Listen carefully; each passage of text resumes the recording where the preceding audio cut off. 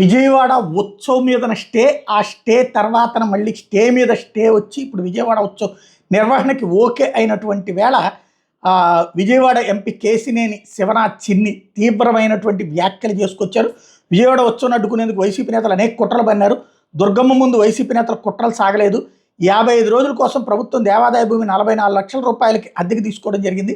YCP కుట్రలో కుతంత్రాలతో విషం చిమ్మారు అన్నటువంటి ఆరోపణ చేసుకొచ్చారు. కోర్టులు కూడా ఆశ్రయించారు. వైసీపీ నేతలు దేవినేని అవినాష్, పేర్నాని, కొందరు వైసీపీ నేతలు విజయవాడ ఉత్సవం అడ్డుకునే ప్రయత్నం చేశారు. విశ్వ హిందూ పరిషత్ పేరుతో పేర్నాని అనుచరులు కోర్టులో తప్పుడు పిటిషన్ వేశారు.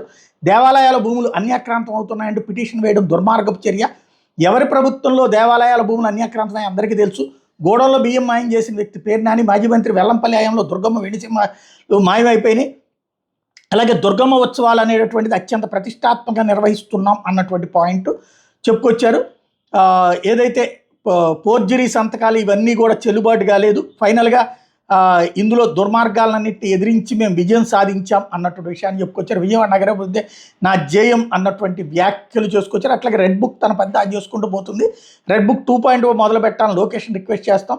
కోర్టులు సైతం వైసీపీ సైకోలు తప్పుదో పట్టిస్తున్నారు, చట్టపరంగా చర్యలు తీసుకుంటాం అన్నటువంటి విషయాన్ని చెప్పుకొచ్చారు.